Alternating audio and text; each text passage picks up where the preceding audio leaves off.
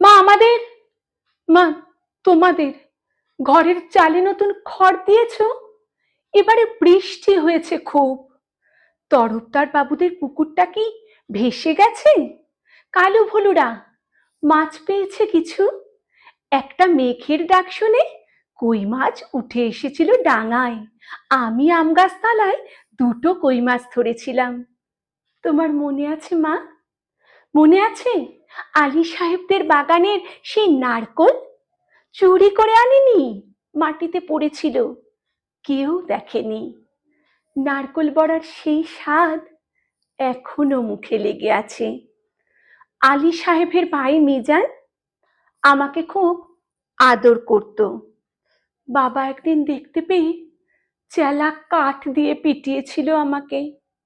আমার কি দোষ? কেউ আদর করলে আমি কি না বলতে পারি?